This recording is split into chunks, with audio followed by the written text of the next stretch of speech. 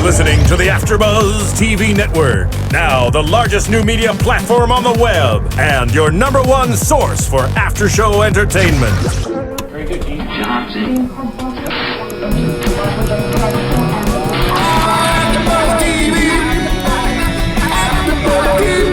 From the AFTERBUZZ Studios in Los Angeles, California, presented by Maria Menounos and streaming live thanks to Akamai Technologies, this is AFTERBUZZ TV's The Game After Show. We'll break down tonight's episode and get you all the latest news and gossip. And now, another post-game wrap-up show for your favorite TV show. It's AFTERBUZZ TV's The Game After Show. Hey, hey, hey!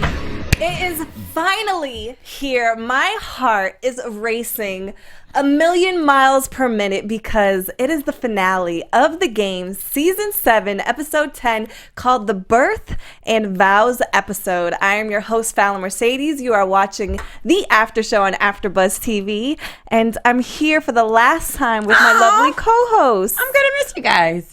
I am. I was going to say my heart is racing a million miles per minute, too, because I'm sitting next to two of my favorite women Hi. in the world. Sweet. Kevin's so And that's the sweet. truth. Where can we find you, Kevin? Right. You can find me social media, right? Yes. Okay. I didn't know if you meant literally. You can find me social. That's a whole nother question. Social media, you can find me on Twitter and Instagram at HeyKevinJohn or on my website, it's kevinjohn.com. And you can find me, Megan Thomas, on Facebook, Instagram, and Twitter at Meg Scoop, like scoop of ice cream. And look at that beautiful skin. Thank you, honey. You're I'm with the cover. glowing. I got on my porty hair today. Happy birthday, Yeah. Meg. Meg had a Thank birthday. you. Woo, woo, it's my We're not birthday. going to say how old she turned, but it is one of the special ones. Yes.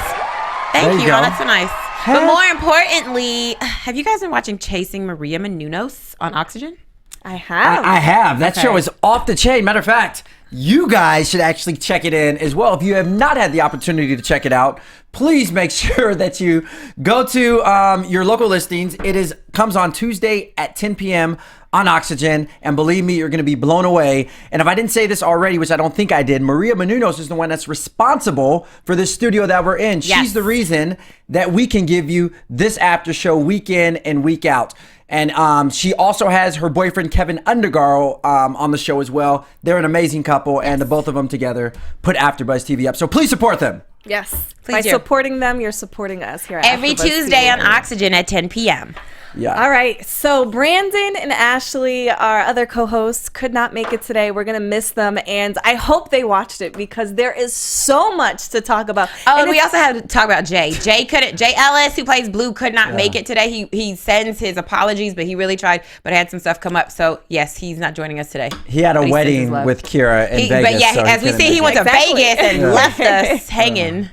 And there was other people who were left hanging in this episode. Oh, child! But let's start off with Miss Tasha. We see last episode end with Tasha going into birth and TT saved the day. It's crazy because we almost see him commit suicide, and then he had to step up for Miss Tasha and drive her to the hospital so she could deliver this baby. What was going through both of you guys' minds when Tasha's in labor, when TT's in his cluck truck? Yes. And driving through the streets trying to rush her to the hospital. I knew that was a recipe for drama. Right. Drama and more drama. And we got a lot of that, as you can see at the stoplight with all the protesters, the angry mob. The salmonella mob. The as they said. salmonella. Yeah, there's Yes. no mob crazier than a salmonella mob. Right. I'm telling you, they It's are. like, really? You're going to walk the streets and just see his cluck truck? Right. Yeah. I personally wasn't really feeling that piece of the episode, but I guess it was good to kind of make it more intense and have some suspense before she goes into the delivery room, which, we already know that it's kind of up in the air who the father is. So when she gets into the delivery room, not only we have another wedding going on that people are going to miss, that she's missing. We have her baby daddy situation. We don't know what's going on. So Yeah. there's drama all over this episode. Right. So she gets to the hospital and Blue and Keira rush to the hospital.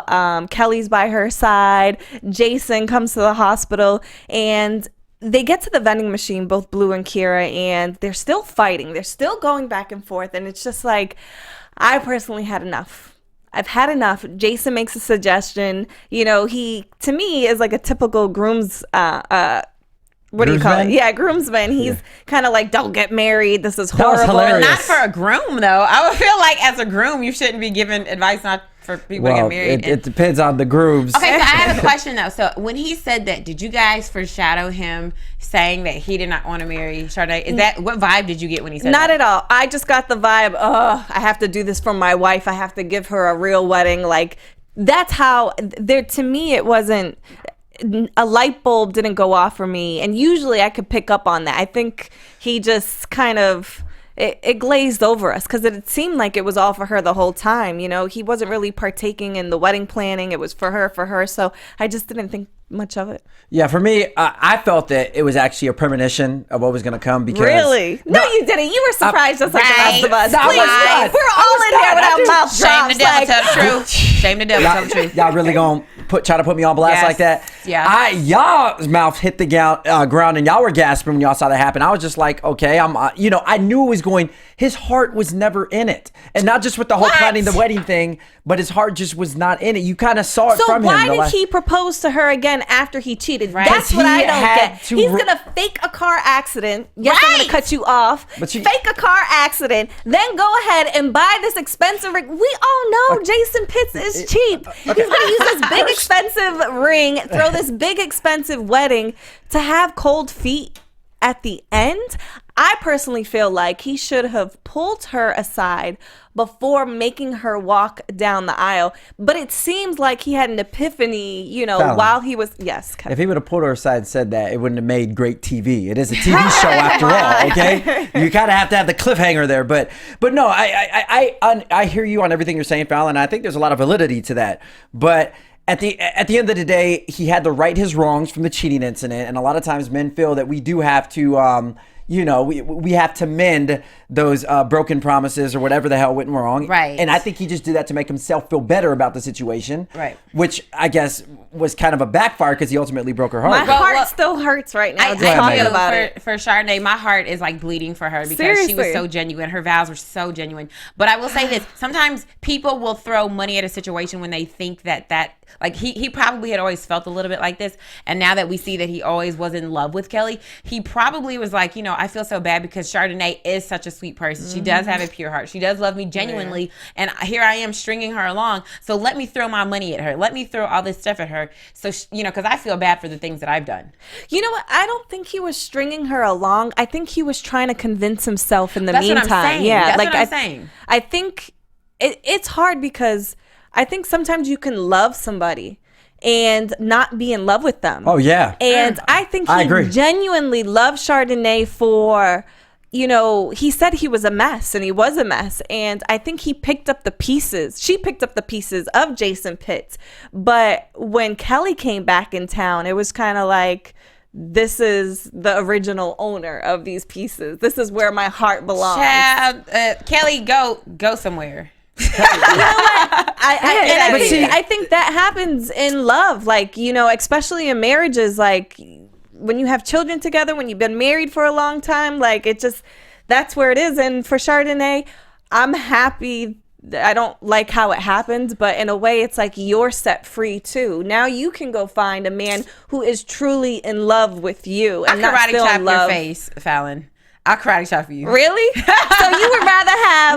Let me karate chop your neck for even saying that, because you would rather have Chardonnay married to a man that doesn't love her. What I'm saying is this. I think it's just messed up how it all happened because the entire season, Jason was showing how much he loved Chardonnay. Every single time we got up here on this panel and talked about it, we were talking about Jason loves this girl. That's the thing. She's changed him. He loves her, but he is not in love with her. Okay, so my thing is this. Why, writers, did y'all wait till the last episode to show us that Jason loved her but wasn't in love with her? I'm like, y'all can foreshadow and see episode like 2 or something? Yeah, wow, you really called out the writers there. I did. No, But this is good for us because we were so bored. We were. I think this is the most excited we've been after a show this whole season. So that attests to something. But like, why y'all do Chardonnay like that? And what I'm not excited about, I'm not excited about Blue and Keira. Oh, but wait, hold on. Wait till we fit. We're going to get there in a second. You see, this is the problem, okay? Back to what just happened. Okay, see, this is the problem. Men do something wrong. Women want something to make up for it. 9 out of 10 times that's monetary or materialistic. And women have to understand that you cannot always be satisfied by money bringing the answer for whatever your issue is. You need love, and love doesn't cost anything. Love doesn't cost an extravagant wedding with your dream wedding with everything that was there. At the end of the day, she needed to make sure that he loved her genuinely, not that he was going to break bread to give her the perfect wedding. But he does love her. He's just not in love with her. In love with her. And I don't think throughout this whole thing, a lot of times the women get clouded with, the wedding is going to be this, it's going to be that, and all this other stuff. And she did not check to make sure that the marriage was in line. And I'm not blaming it on her. Don't get me wrong. I'm not blaming it on her. He obviously was the antagonist here. But I do feel that less time should have been spent on the wedding and more sewing into the relationship. You know what, Kevin? I do agree with you. I think we can be in love with love more than our situation at hand. Yeah. Sometimes we want the perfect wedding. We want the things that weren't right in the relationship. Bless you. Bless you. God bless you. I'm sorry. I told you I'm a little... To be right in the relationship where sometimes we can't even see what the relationship really is at face value. Yeah. And I mean, I don't know how, I agree with you, Megan. We did not see the signs earlier other than he kissed her, his ex-wife. But there wasn't, for me, I feel like there should have been more signs while she was planning that would make you think oh, Jason's really not. Right. Maybe a text message to his ex-wife I'm about to get married and it just made me think of you. And even before they got married, him seeing Kelly talk to Chardonnay, I took it as, oh, wow, he really loves that Kelly can condone this and bless it. And now I can move on and love my new wife. Right. It didn't seem like, damn, I really love Kelly and I want to be back with her. I didn't get that vibe. And I will tell you, all throughout the season, No, you didn't. I saw this coming. Exactly. I saw this coming from a mile away. Whatever. We need to call Philip in the screening room. I need a shot of Kevin's face. Right. Because it was just like ours. Your jaw was on the floor. I was emotionless. I knew this was happening. This was so obvious. You never said that in predictions. Let's go back to predictions. I'm just saying. But I don't think that there was ever a time in this season where, even though you were saying sometimes we can be so much in love with the idea of love that we put that before an actual long-term marriage. Yeah. I don't think this was the case with Chardonnay. I don't think she put more into her wedding than she ever put into her relationship. I truly believe she was sideswiped. I truly believe she did not know. And this came out of nowhere because everything Jason showed us was that he was a different man and that she showed him a different side of love and that it was going to be different. So I don't blame her for this. She wasn't sideswiped. He deserved that slap. Listen, the proof was in the pudding. You saw what he did. He had transgressions with Kelly just 5 or 6 episodes ago. That's not something you just ignore and say, okay, throw me a dream wedding, I'll forget all about it. No, hell no. That was as transparent a mistake that you could have made. And as a woman, she should have been hip to that, aware of that, and been like, look, this is something that can be a potential issue. Maybe there's still feelings involved.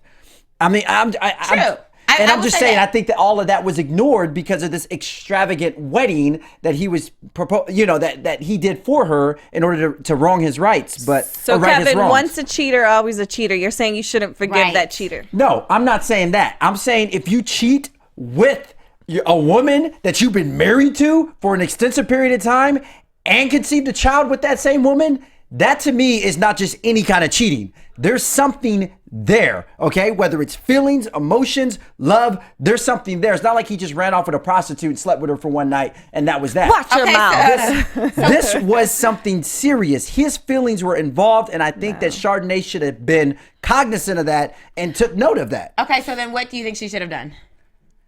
I'm saying that, first of all, I think they should have went to couples counseling or something of that sort. So therefore, they can put everything out on the table. A lot of times when you go to couples counseling, they make you reveal everything that's deep in there. And I think some of these issues would have been brought forth. And I think that because of the money and the extravagant wedding, that was used to kind of just ignore. So you're covering up the problem instead of really working out the problem to see if, it was putting a Band-Aid over a situation instead of figuring Exactly. it out what it really was. I agree with you, And let me Kevin. let me be I clear. agree. I hope I'm not coming off by saying it's Chardonnay's fault. She should have seen this coming. But by no necessary, no one should have to endure what she had to. Okay, and that was not her fault. But I do feel that she did ignore some serious warning signs / red flags that were there because of the wedding, and that just covered it up. I think as women, kind of that's what sometimes our downfall is that we want to love and we want to forgive and we want to think the best of you and we want to believe what you're saying. So I think for Chardonnay, she wanted to believe that it was a mistake and she wanted to believe he really wanted to only be with her. And I think you're right. Sometimes you need real downtime. I know she had a little bit of downtime, but maybe she needed to pray a little harder on the situation. Right. It just makes me sad because to see Chardonnay's face as she's walking away after she punched it, which by the way, that looked like a real punch to Jason. I think It was a slap. You saw, well, It was a. It it was looked like a punch, a punch slap. It Was looked it? like a punch slap, whatever that is. But you could see his like lip, like there was like a little Quiver. shake afterwards. I think that felt it too. I was like, felt- ooh, Right. she deserved to slap him. I Right. agree. Oh, she deserved. Oh, Yeah. that was. I feel like she well should have gave justified. more of a harder, like, I want to knock you out punch. I don't think that was hard enough. Okay, Like, I not- feel like his face this- should have been red. Well, I'm sure it was after all the takes they had And to do. that's what She I was had to hit thinking. him. Exactly. They should have showed that. But I think that's the worst thing as a woman is like on your wedding day, My because heart the wedding just day hurts is like, right now. like as a little girl, that's what you dream of. And so to think that on my wedding day, here I am giving my vows, walking down the aisle to Mary J. Blige, In front of God. doing this 2-step in front That of my was kinda ghetto. friends, right? Like this is what she wanted, but like she had everything. The day had already been horrible because of all the stuff that transpired, and then here you are pouring your heart out to this man, only for him to tell you that he's in love with a woman who he kissed before. Like that is embarrassing, and it's so sad how she walked out. You That know, was- you know it what hurt I my heart. feel even worse about is that Chardonnay was so genuine that she invited Kelly to the wedding. Right. Like, so you open up your heart and you say, you know what, I'm going to invite the ex-wife because that's the mother of his child and technically we're all going to be family. And then he leaves you for that woman. But at the, like I said, at the end of the day, you can't ignore what's right in front of you. You know, you just can't ignore what's right in front of you. And I was gonna say to either of you guys, Fallon or Megan, if you were in the same situation as Chardonnay, and you were with married to somebody who had a history with a woman, ex-wife, for an extensive period of time, and you found out he was cheating on you, how would you guys respond to it? Oh, you can't talk to her no more. Sorry.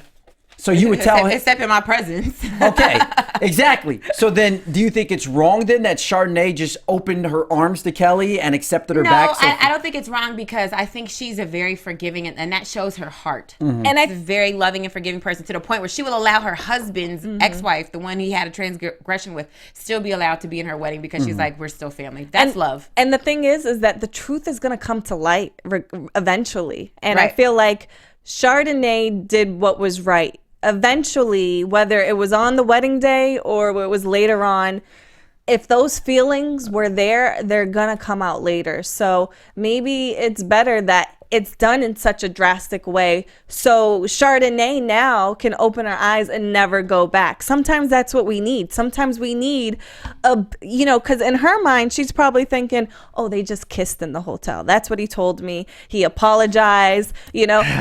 Now he showed you his true colors. When a man can deny you at your wedding and in front of all your loved ones, and you ain't going back to that because Right. a woman has some pride. Like you how are much you not want to bet doing that. next season Chardonnay and Jason get back together? I bet you. No, Chardonnay. How much We y'all gonna wanna bet? talk about that in predictions because I have a prediction for that right I won't let there. her. I'll call the writers and be Right. like, you ain't embarrassing my girl. You know already. You hear that, Kitty Smith? Let us know what you think. Make sure you go to iTunes and subscribe to our podcast. It's really easy. Just search AfterBuzz TV The Game, and you'll see our icon. Click subscribe. It's free. Tell your friends, give us 5 stars because if you do that, that allows us to continue to do these recaps about the game that we absolutely love. And make sure you watch us on our YouTube channel and give us your comments, give us your likes. Let us know what you think about this recap, about this episode, about the finale. Are you as surprised as we were, or did you see this coming? Let us know. And also for all of you guys who have responded to us on YouTube, we have a comment here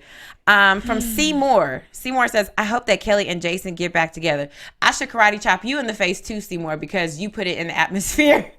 And now look what might happen. Seymour just put out there what was inevitable. Whatever. Right? that's all I'm saying. I'm just hating because I'm such a fan of Team Chardonnay. Yeah, what was not obvious was who the father was going to be. We were kind of up in the air. Yeah. Now we see Pookie Someone come even into... said TT. I know, that was actually said TT. But he's a godfather. TT's the godfather, which I do believe. I'm glad that he is the godfather. I think he'll be a good godfather for baby some Kai. purpose now. Yeah. And I think he needed some reason to live. I feel like after that whole salmonella, he needed purpose in his life. And now to be a godfather, to be a leader, an example to a child, especially, a little girl, I think now he's gonna be more confident in himself. Yes, and I wish Brandon was here because I would be like, oh, I told you, I knew that baby was Pookie's. I wanted the baby to always be Pookie's. You know what? I feel like they have such a history together and they really love each other. And as cute as Rick Fox was, he was a little too airheaded, whatever you call it for me. He just wasn't all there for me. And I feel like Tasha is such a strong, dominant woman. She needs somebody who can have that, not just a physical connection, but like a soul connection. And I didn't see that with, and I honestly don't see him being a good father to a child. I could see him just playing basketball with the little girl. And that's about it. Like I don't see. I don't know. After I saw Rick Fox doing that horrendous stand-up comedy, whenever that was, I was like, he better not have anything to do with the child. He lost my vote for being father after that. That was pretty bad. Right, and I think Pookie has the right balance to check Tasha, which I don't think Rick Fox ever had. Yeah. Oh, my heart hurts in that situation too, just thinking about it, because it's just like they went through so much, and then Pookie, my heart goes out to him. He got cheated on. Now he's having this baby, and he's getting these calls and these texts, and it's like he don't want to man up because he don't even know if he's the man of, he doesn't know if he's the father. So then for him to find out he's the father, and it's just like, dang, in his mind, he's probably thinking like, I could have been there at the Lamaze classes. I could have been there through the pregnancy. I could have picked out a name. Yeah. Titi had to name the baby. Right. You have another guy naming your baby. It's already bad enough. You didn't know if the other guy was the father of the baby or not. Right. So my heart goes out to him. And shout out to that DNA test that was so fast. 5 minutes. Quick DNA. Was that the express DNA, sir? I don't know. The accelerated version? It was the reality show TV DNA Right. test. We get it. Mowry-Hardrict, exactly. We needed. You can't close out this season without knowing who the father is for sure. So I do. So I understand why writers, you had to speed up the DNA process, but clearly a couple hours. So we've seen a lot of breakups. One, I guess, potential couple that's getting back together. Well, actually, there was another one, Blue and Keira. That surprised me, but not in a good way. It didn't make my heart speed up. It did nothing for me. I think it's going to be a train wreck because, first of all, Keira's selfish. We see that over and over again, and it's becoming way, way more apparent because, I know you said she's selfish, but it looked as though when she approached Blue that she was going to tell him, I don't know if you guys caught that she was going to tell him, I've been thinking about it. And he goes, oh, maybe we should break up. She was like, what are you talking about? I don't want to break up. To me, she looked like she was going to say, I'm going to stay. What do you mean, stay where? She's not going to go to Miami. Oh, but I mean, okay. So for me... I was just like, oh, here's a part in Keira's life where she's not selfish anymore. Well, you didn't feel that? Fallon was basically saying she was going to sacrifice her work. Yeah, I didn't get that vibe from her. Did you catch that? Did you feel like she was going to say that? I already knew what was about to happen. Because you just know everything. That was so obvious. That was so. Kevin, whatever, Kevin. He's a liar over here. I was joking that time. All right, no one saw that coming. I thought they were going to.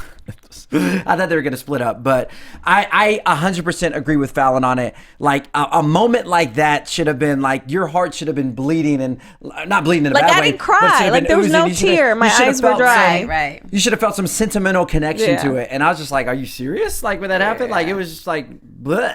Like it just was. Do you think they're gonna write them off?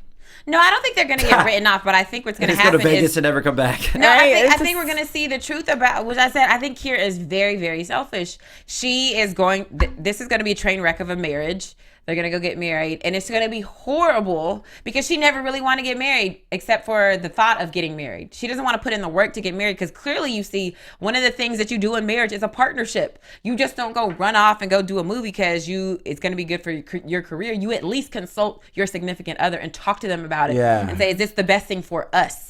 She didn't have that conversation. So if you're not in that mindset, how then it's not a light switch that just gets flipped on and all of a sudden you're in that mindset. That's a mindset that you have to practice. And because she's never been there, we're going to see how horrible this marriage is. But I'll tell you also, sometimes you grow together. I think majority of the time you grow together. I think going from being single and her not really having relationships previously, I feel like they'll grow together. And I feel like, I don't know. I like young love. I like, I like that kind of happy ending at a young age. I feel like there's something beautiful about that.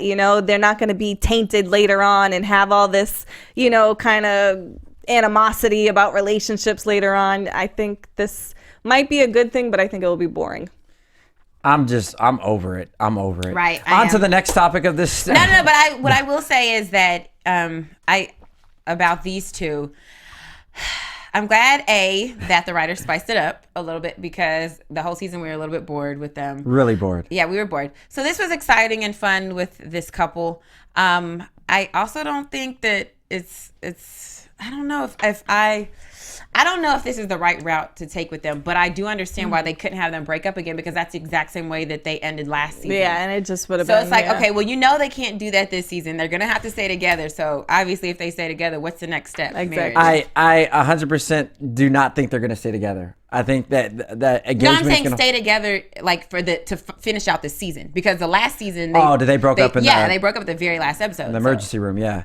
No, I agree. I obviously they wanted to stick them together, but I don't think anyone believes for a second that Keira and Blue are really going to very very young. I'm not feeling that. I'm not really feeling their relationship. Their coupling. I am not. Right, and how you gonna make it about y'all? And it's clearly Chardonnay and Jason's day. Yeah, I'm mad. Was anyone else mad that they just bounced the wedding? Right, that's rude. You should have at least said something, especially when you're somebody's bridesmaid. That's rude. Very rude. Kevin, you seem to have all these great predictions and know everything that's going on. Did you predict that Malik and Yana were gonna break up? Yeah, the reason I predicted that. Gosh. The reason I predicted that Kevin, was for one of come two. back down. We have to pull you back down.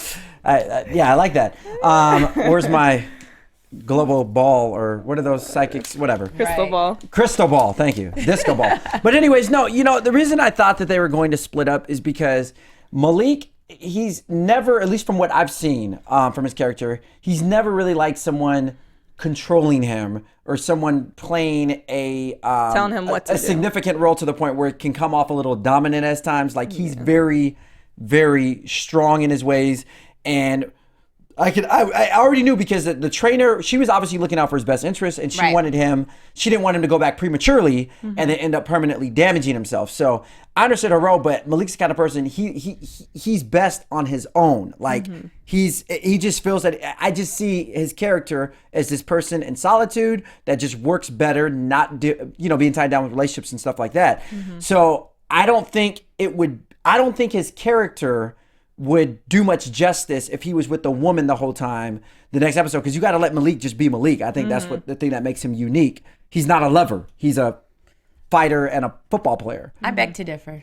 Well, please, you could beg whatever you want. Well, I think we see that Malik has the capacity to love somebody. He can truly love someone. He sees what it's like.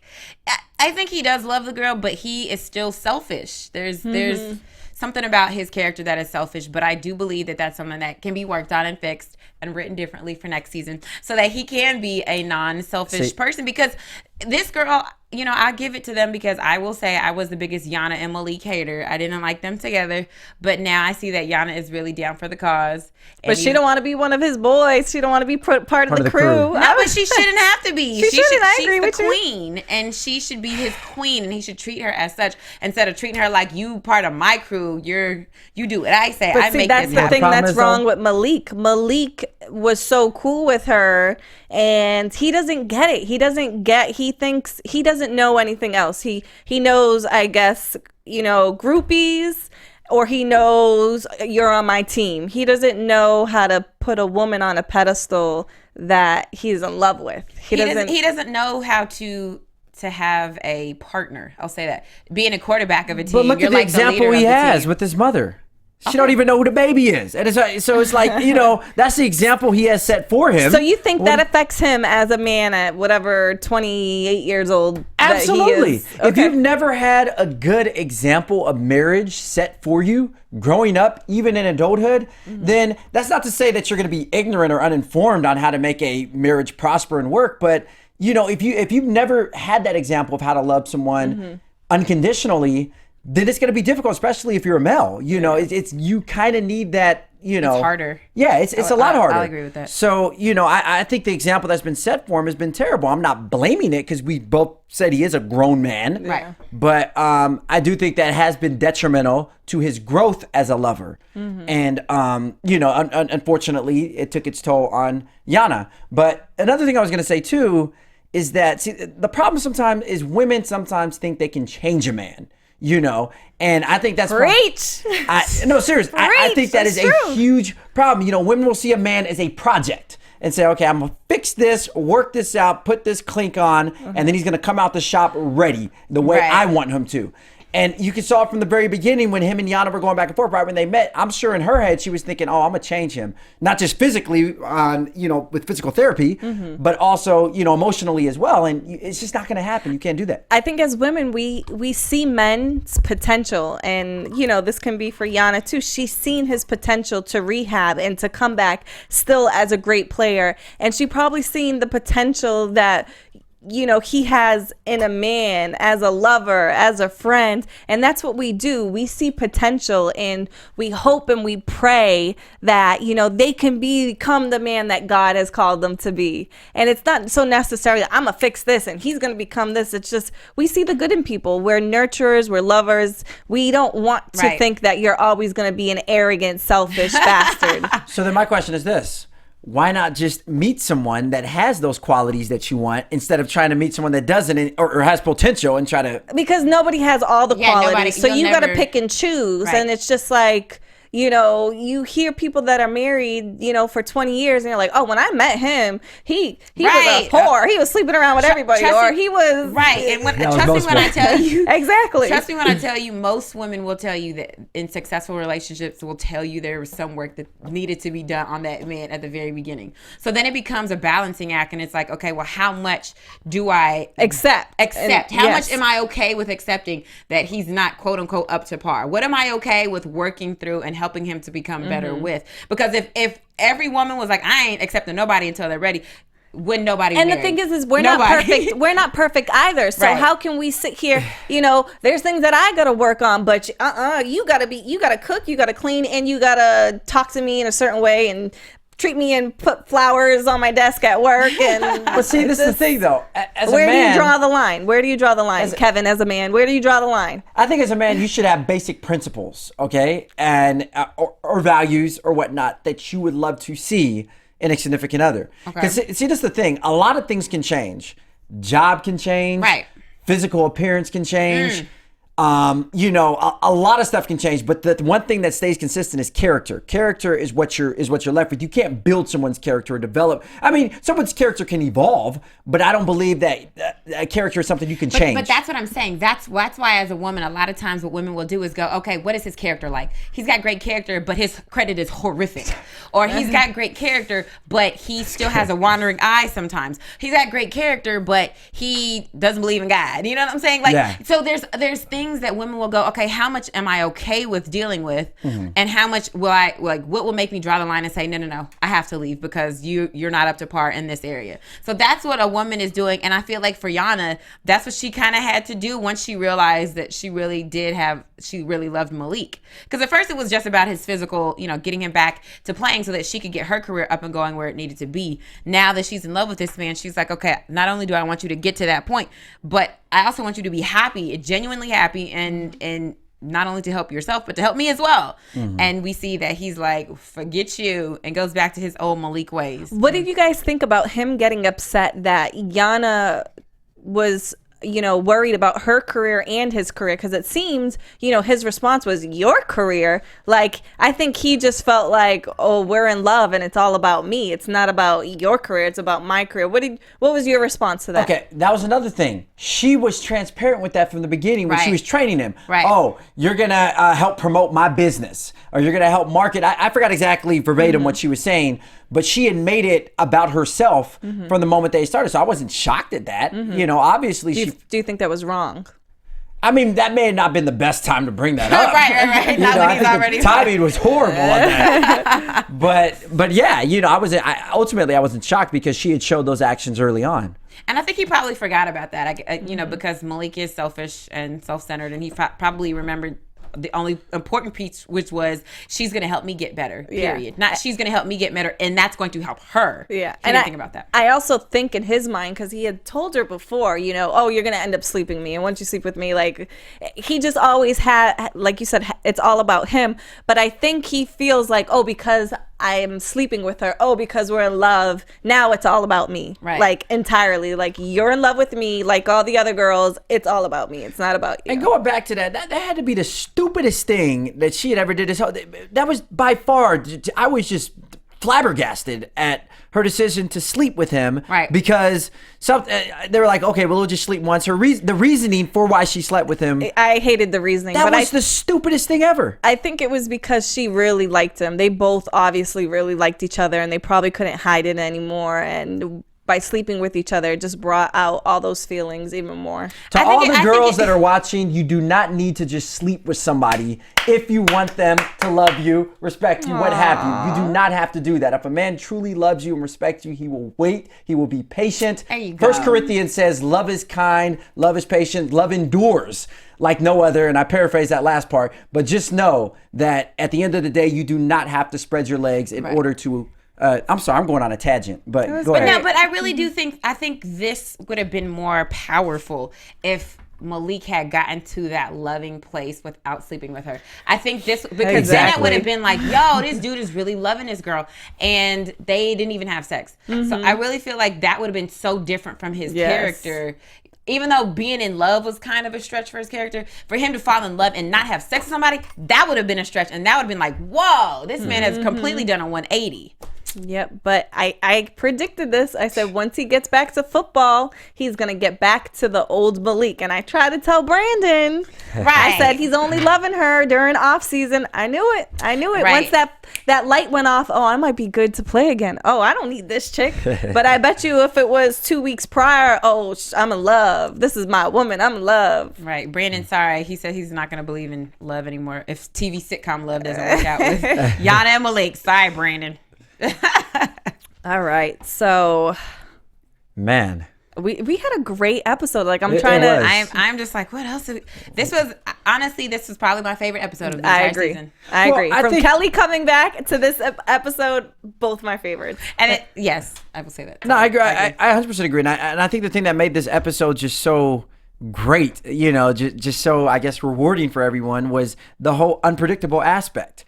I think, a lot of the other episodes, it was really predictable what was going to happen. We knew what was going to happen. There were some moments in there where the writing was dull. I think for this episode, the whole time, I was at the edge of my seat for every scene. Because every scene, there was some kind of huge defining moment that was about to happen. Right. Exactly. So, yeah, and part of that's, because it's a finale where everything is concluded. Right. But it was good. I agree with you guys. It was awesome. Oh, I have a question, though. I forgot to ask this. So do you believe it's true at the very beginning when we saw Malik and Yana looking at each other in the light, totally butt naked, looking at each other's flaws? Is that real love when you when you can be completely in the light with your full nakedness and letting your partner see you? I don't think that's real love. That could just be a sexual thing. Like, ooh, I love your body so much. Like, no, but they were pointing out flaws.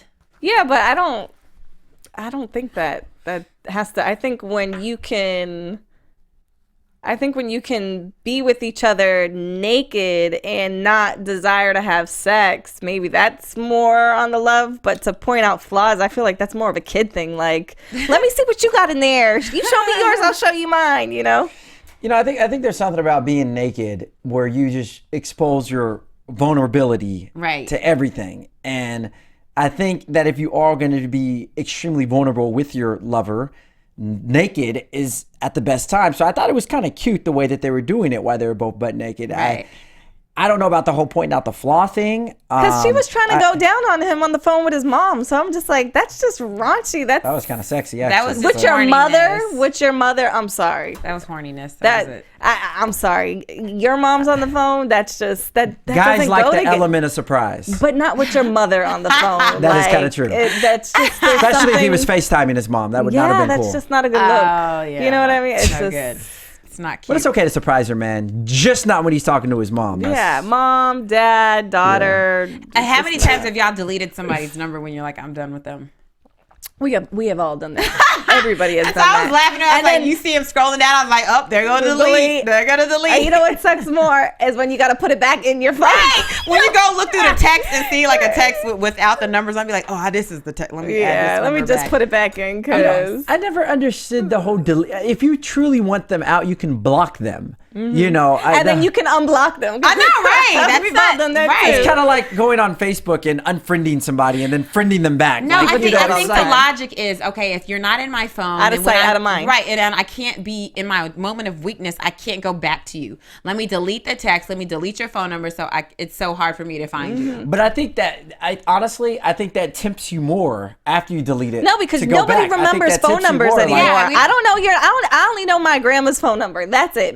Right, everybody knows one phone number. 774-317. But let's be real. That's it. This day, I'm sure your grandma's happy you just announced her number to Right, everybody, everybody too. gonna call your grandma. But anyways, no, what I was going to say is that this day and age, deleting numbers means nothing because we have social Right. media. And No, it's on true. And we know that they now tweeted it's even stuff. more difficult So- because you gotta go on Facebook, delete, Twitter delete, LinkedIn, Instagram delete, MySpace email delete, And the phone cloud. number delete. Hello. Cloud you gotta go delete, delete like- on the cloud. So in other words, it's hard to get rid of stalkers these days, all right? There's no way on earth you Yes. can do it. I mean, I it's know, just- because I've been trying to get rid of Kevin calling my phone for years. and that is not happening. And I'm Just stuck on her. messing with you. I'm like herpes, can't get rid of me. Oh, Wow. Okay, that was weird. Yeah, there was. Let's go to predictions. How about that? Yes. Yeah. We'll start with Megan because So, ain't no fury like a woman scorned. Guess what? Did y'all remember that Chardonnay and Jason do not have a prenup?